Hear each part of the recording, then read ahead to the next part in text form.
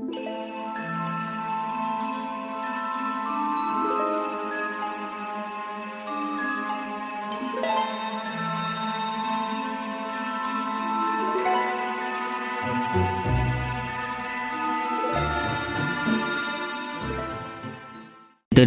কিছু দলিলপত্র আর একটা খাম, যার গায়ে লেখা গোপনীয়, আমার মৃত্যুর পরে খেলা হবে। চিঠিতে সত্যময় বাবু নিজেই লিখেছেন, আমার মৃত্যুর পর যদি কিছু অস্বাভাবিক ঘটে, জানবে আমার প্রিয়জনের হাতেই তা হয়েছে।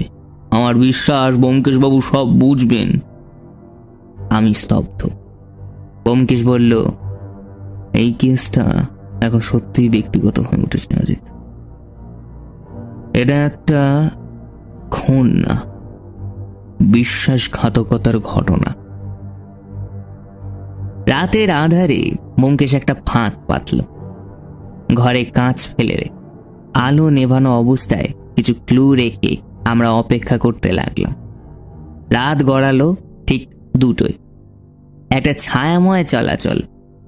কেউ ঘরে ঢুকলো চুপি চুপি। হঠাৎ আলো জ্বলে উঠল। ব্যোমকেশের সামনে লোকটা থেমে গেল। সুজয়, আপনি? আমি চেঁচিয়ে উঠলাম। সুজয় বলল,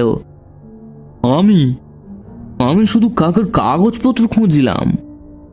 ব্যোমকেশ বলল, আপনার প্রায় গ্লাস কাঁচের দাগ, জামার ছেঁড়া অংশ এইখানেই পড়েছিল।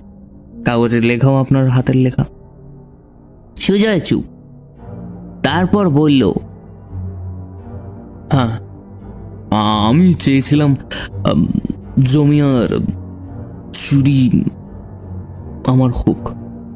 কাকা তা দিতেন না, বুঝতেই পারতেন না এই পথ নিয়েছিলাম, তাই মৃত্যুটা দুর্ঘটনা ছিল, আমি খুন করিনি। আমি জানতামও না, ওটা একটা অ্যাক্সিডেন্ট।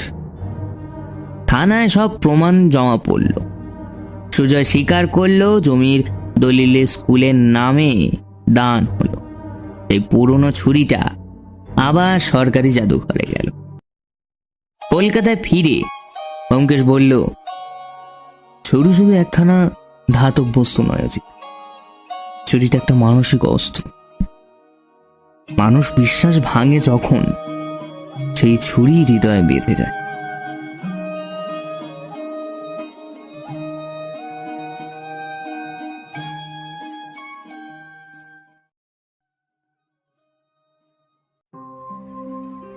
শুনুন গল্প যেখানে শ্রোতার মন ভরায়।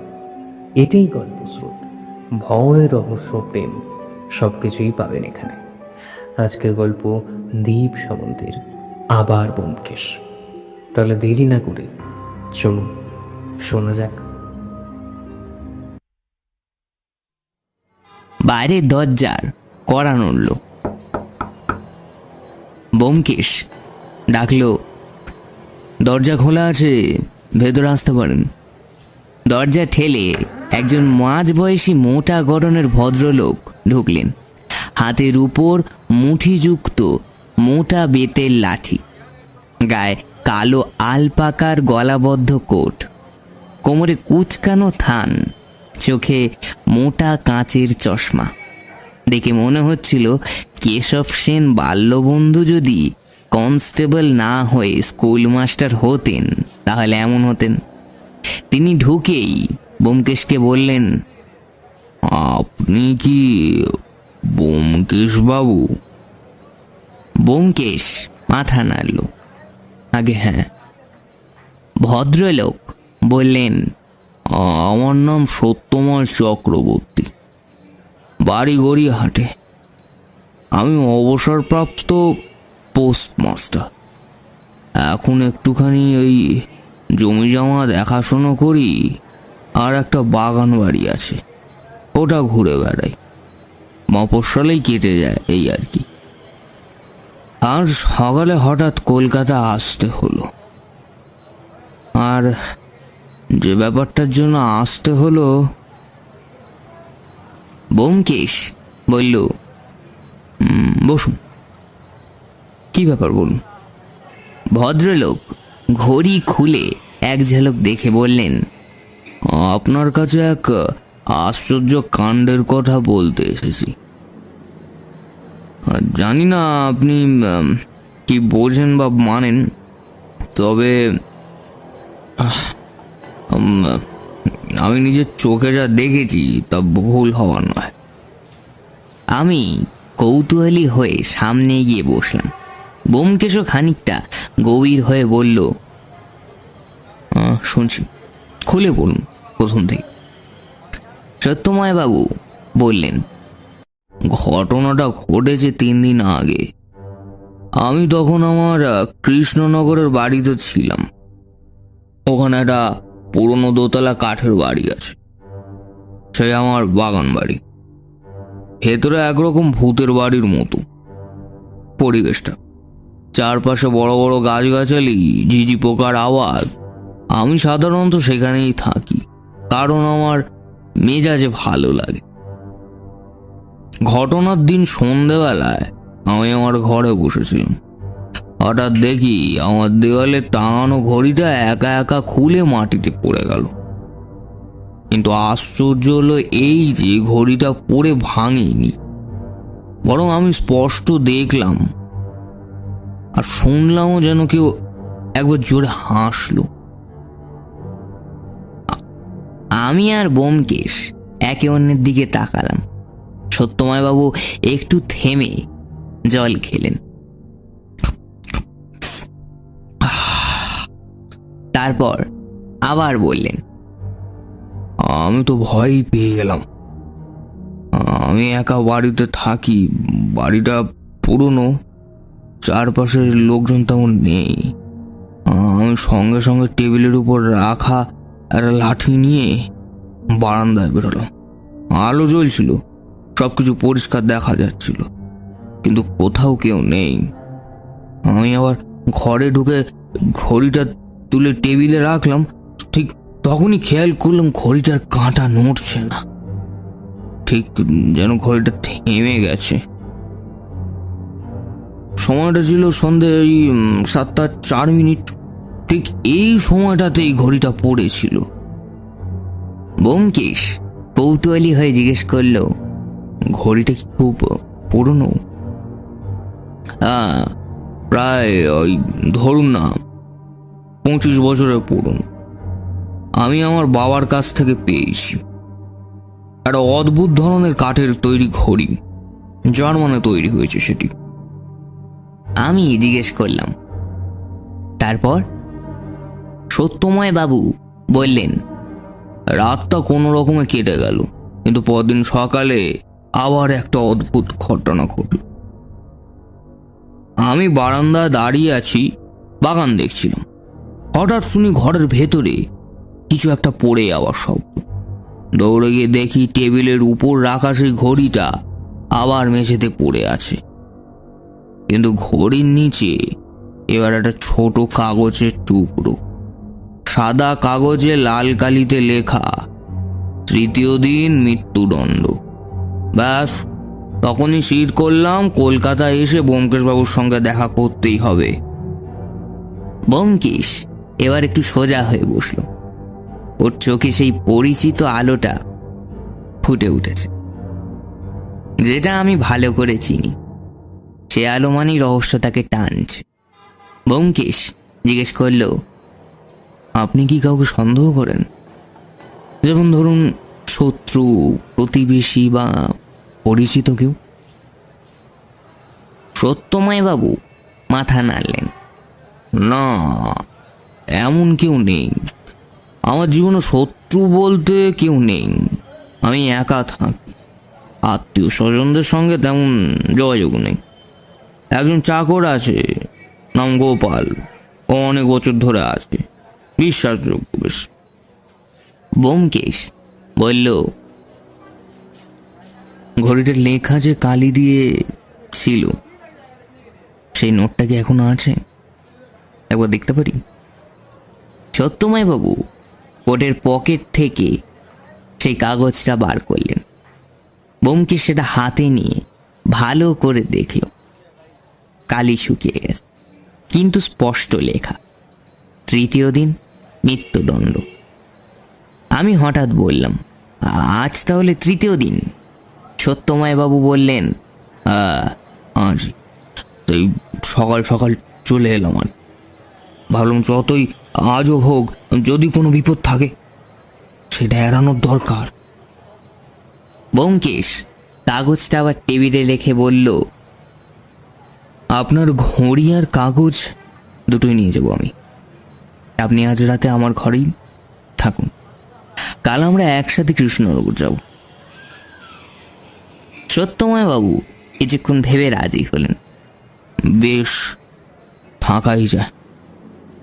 ব্যোমকেশ হালকা গলায় বলল, আজ রাতে আশা করি কারোর মৃত্যু হবে না, অন্তত আপনার নয়। পরদিন সকাল হলে আমরা তিনজনে সত্যময় বাবুর বাড়ি কৃষ্ণনগরে ট্রেনে করে পৌঁছালাম।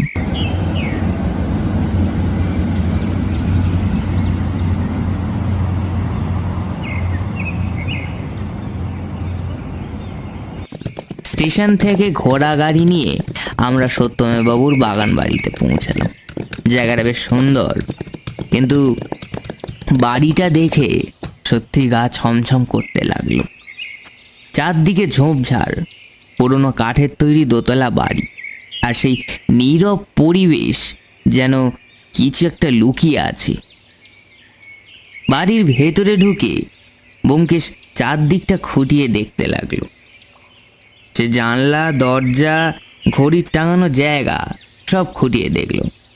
তারপর ঘড়িটা হাতে নিয়ে বলল, ঘড়িটা যতটা সোজা মনে হচ্ছে ততটা নয়, এর ভেতরে কিছু একটা আছে, বুঝলে অজিত? আমি বললাম, মানে? ব্যোমকেশ একটু হেসে বলল, রহস্য খুব সূক্ষ্ম কিন্তু বিপজ্জনক। এরপর আমরা ছাদে উঠলাম। ছাদের উপর থেকে পুরো বাগানটা দেখা যায়। ব্যোমকেশ দাঁড়িয়ে দাঁড়িয়ে চারপাশে পর্যবেক্ষণ করছিল। হঠাৎ ব্যোমকেশ বলল, আপনার চাকর গোপালকে ডেকে আনুন তো। গোপাল এসে সেলাম ঠুকলো। ব্যোমকেশ কিছু সাধারণ প্রশ্ন করলো তাকে।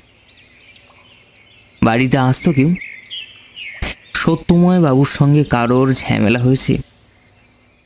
কেউ ঘড়ি শুনেছিল? তুমি এসব কিছু জানো গোকুল?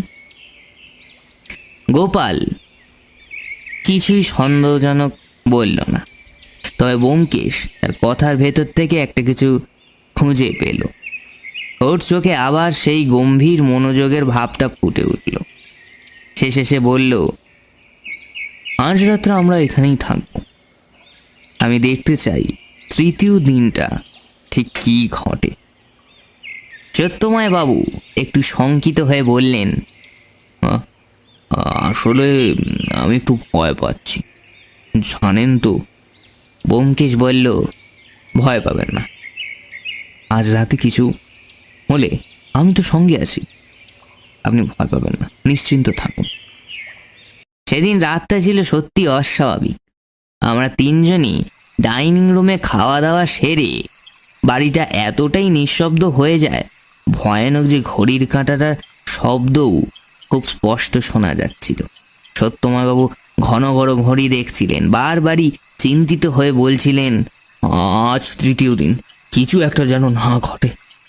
আমার খুব ভয় লাগছে ব্যোমকেশবাবু। ব্যোমকেশ শান্ত স্বরে বলল, আপনি নিশ্চিন্তে থাকুন, আমি কোনো অশরীরী শক্তির বিশ্বাসী নই, কিন্তু বিশ্বাস করি মানুষের মাথায় খুব চতুর পদ্ধতিতে ভয় ঢোকানো যায়। এই খেলাটা কেউ খেলছে আপনার সঙ্গে, আপনি একদম নিশ্চিন্ত থাকুন, কোনো ভয় পাবেন না, আমি আপনার সঙ্গে রয়েছি। রাত তখন 12টা ছুঁইছি। হঠাৎ একটা শব্দ হলো, টুক করে কিছু পড়ে যাওয়ার শব্দ। আমরা তিনজনেই চমকে উঠলাম। সঙ্গে সঙ্গে ব্যোমকেশ লণ্ঠন হাতে নিয়ে ছুটে গেল সেই ঘরের দিকে যেখান থেকে শব্দটা এসেছে।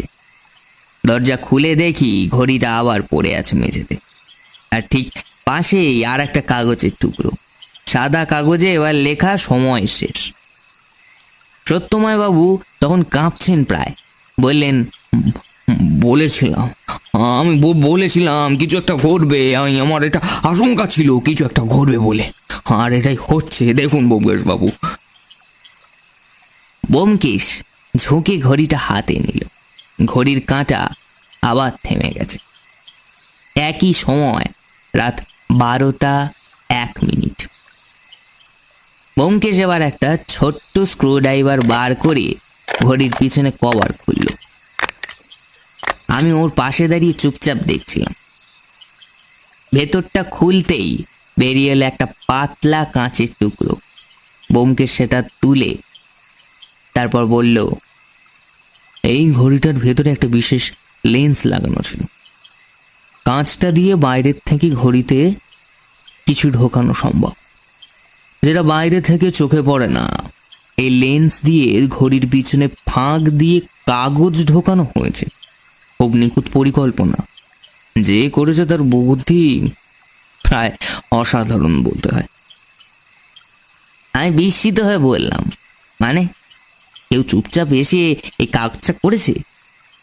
ব্যোমকেশ এসে বলল, না, বরং সে আগে থেকেই ঘড়িতে ব্যবস্থা করে রেখেছিল, যাতে ঘড়ি নিজে থেকেই এই বার্তাগুলো ফেলতে পারে।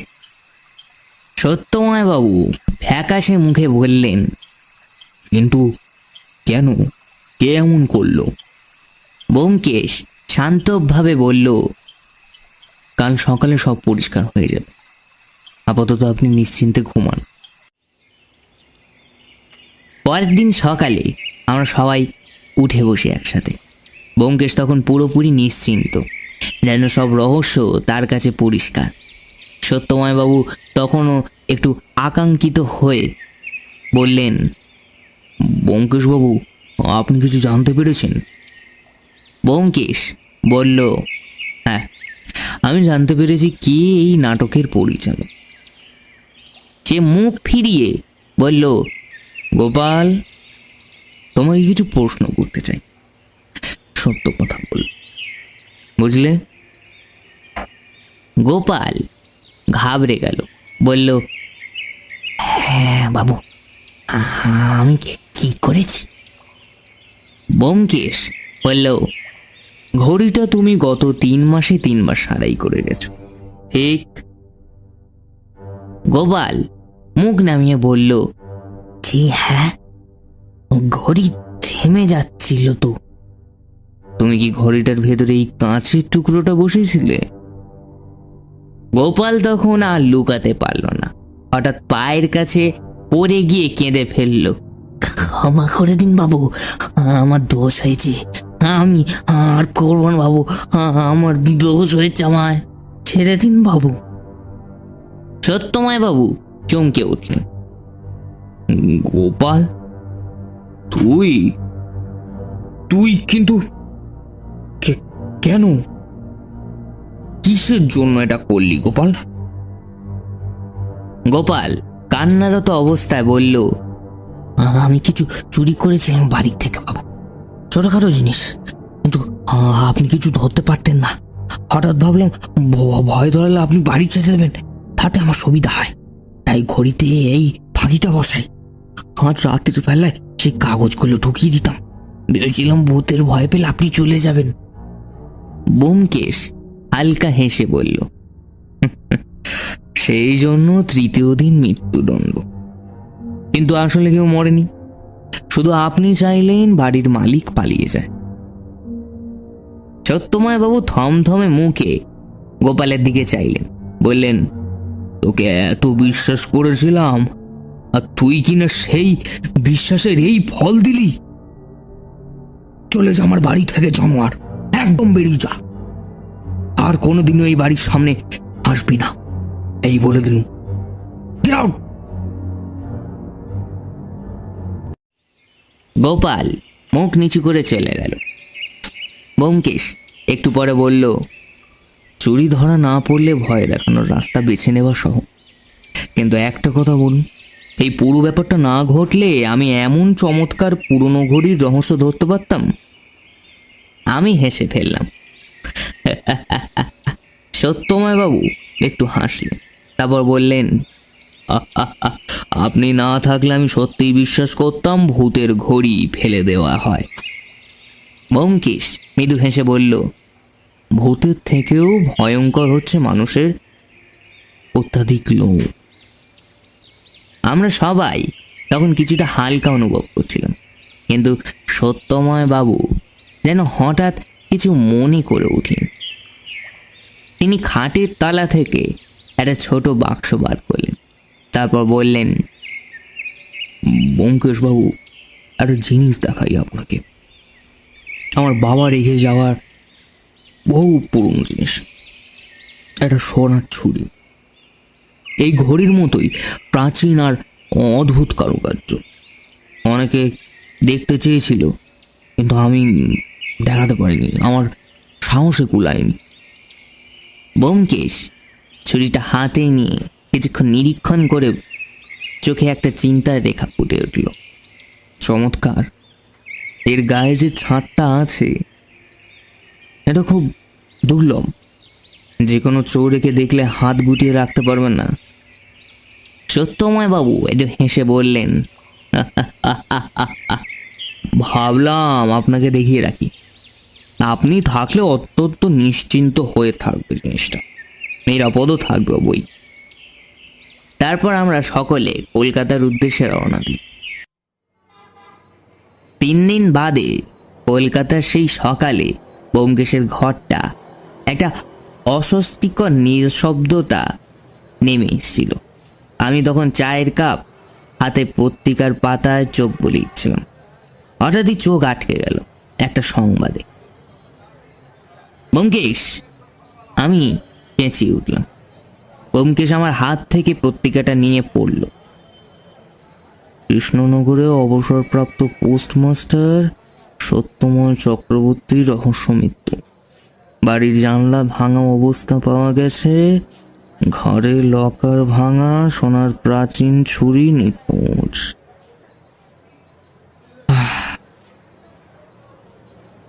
ঘরে নিঃশব্দতা নেমে এলো। আমি শব্দ হয়ে ব্যোমকেশের মুখের দিকে তাকালাম। কিছুক্ষণ চুপচাপ দাঁড়িয়ে থেকে ব্যোমকেশ বলল, লোভ ছিল সেই সোনার ছুরির প্রতি। অজিত, সত্যময় বাবু যদি ওটা আমাদের না দেখাতেন, হয়তো এই হত্যা হতো না।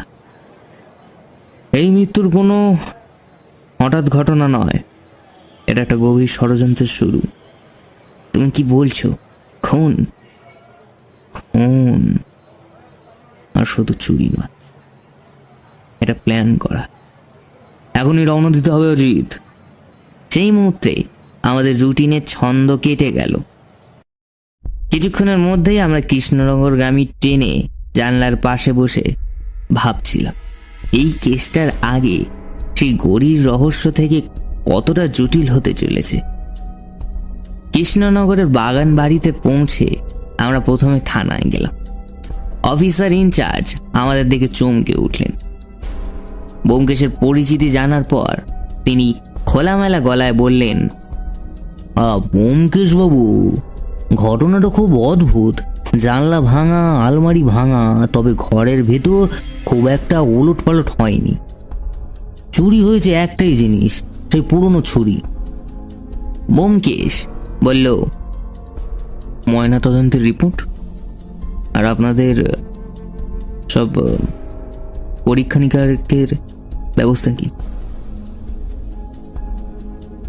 প্রাথমিক রিপোর্ট অনুযায়ী গলায় চাপ দেওয়া হয়েছে, সম্ভবত গলা টিপে হত্যা।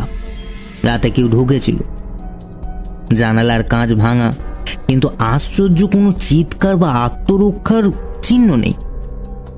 ব্যোমকেশ গম্ভীর হয়ে বলল, তবে ঘরটা আগে থেকে দেখে নিতে চাই। একবার নিজে জায়গাটা না দেখলে কিছু বলা যাচ্ছে না। পুরনো সেই কাঠের দোতলা বাড়িটা যেন মৃত্যুর পর আরো বেশি ছায়াময় হয়ে উঠেছে। চারিদিকে নিঃশব্দ, বাতাসে একটা চাপ, গন্ধ, ভয় আর রহস্যের মিশেল।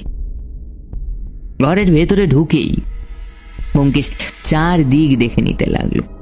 আলমারির পিছনের ফাঁক, জানলার শিক, খাটের তলা, সব কিছু। হঠাৎ সে একটা কাপড়ের টুকরো তুলে নিল। এটা? আমি জিজ্ঞেস করলাম। রেশমের কাপড়, জামিদ আমার অংশ। সত্যময় বাবু এরকম কিছু পড়তেন না? তবে এক্ষুনি ব্যোমকেশ মাথা নাড়ল। সম্ভব, তবে আরো কিছু ক্লু দরকার অজিত। ঠিক তখনই দরজার কড়া নড়ল। এক তরুণ স্মার্ট পরিপাটি পোশাক পরা, সোনালি ফ্রেমের চশমা, নিজেই পরিচয় দিল। আমি সুজয় চক্রবর্তী, কাকার মৃত্যুর খবর পেয়ে এসেছি। ব্যোমকেশ কিছু প্রশ্ন করল। কাকার সঙ্গে আপনার যোগাযোগ ছিল? চুরির কথা জানতেন কি? সুজয় বলল, আমি জানতাম না যে কাকার কাছে এত মূল্যবান কিছু ছিল। তবে উনি আমাকে খুব ভালোবাসতেন, নিজের জমি জমা আমার নাম করে দেবেন বলেছেন। ব্যোমকেশ একটু থেমে বলল, আপনি কি আজ রাতে এখানেই থাকবেন? সুজয় একটু থতমত খেয়ে বলল, থাকতে পারি। কেন বলুন তো? না, কিছু না। দেখছিলাম কেউ কাকার উত্তরাধিকারীর দাবি করে কিনা। ঘরের একটা সিন্দুকের নিচে খুঁজে পাওয়া গেল গোপন খাঁচা। ভেতরে কিছু দলিলপত্র আর একটা খাম, যার গায়ে লেখা, গোপনীয়, আমার মৃত্যুর পরে খেলা হবে। চিঠিতে সত্যময় বাবু নিজেই লিখেছেন, আমার মৃত্যুর পর যদি কিছু অস্বাভাবিক ঘটে, জানবে আমার প্রিয়জনের হাতেই তা হয়েছে। আমার বিশ্বাস ব্যোমকেশ বাবু সব বুঝবেন। আমি স্তব্ধ। ব্যোমকেশ বলল, এই কেসটা এখন সত্যিই ব্যক্তিগত হয়ে উঠেছে অজিত। এটা একটা খুন না, বিশ্বাসঘাতকতার ঘটনা। রাতের আধারে ব্যোমকেশ একটা ফাঁক পাতল। ঘরে কাঁচ ফেলে আলো নেভানো অবস্থায় কিছু ক্লু রেখে আমরা অপেক্ষা করতে লাগলাম। রাত গড়ালো ঠিক 2টোয়। একটা ছায়াময় চলাচল। কেউ ঘরে ঢুকলো চুপি চুপি। হঠাৎ আলো জ্বলে উঠল। ব্যোমকেশের সামনে লোকটা থেমে গেল। সুজয়, আপনি? আমি চেঁচিয়ে উঠলাম। সুজয় বলল, আমি শুধু কাকার কাগজপত্র খুঁজছিলাম। ব্যোমকেশ বলল, আপনার প্রায় গ্লাস কাঁচের দাগ, যা আমার ছেঁড়া অংশ এইখানেই পড়েছিল। কাগজের লেখাও আপনার হাতের লেখা। সুজয় চুপ। তারপর বলল, হ্যাঁ, আমি চেয়েছিলাম জমিয়ার চুরি আমার হোক। কাকা তা দিতেন না, বুঝতেই পারতেন না এই পথ নিয়েছিলাম, তাই মৃত্যুটা দুর্ঘটনা ছিল, আমি খুন করিনি। আমি জানতামও না, ওটা একটা অ্যাক্সিডেন্ট। থানায় সব প্রমাণ জমা পড়ল। সুজয় স্বীকার করলো জমির দলিলে স্কুলের নামে দান হলো। এই পুরনো ছুরিটা আবার সরকারি জাদুঘরে গেল। কলকাতায় ফিরে ব্যোমকেশ বলল, ছুরি শুধু একখানা ধাতব বস্তু নয় অজিত, ছুরিটা একটা মানসিক অস্ত্র। মানুষ বিশ্বাস ভাঙে যখন, সেই ছুরি হৃদয়ে বেঁধে যায়।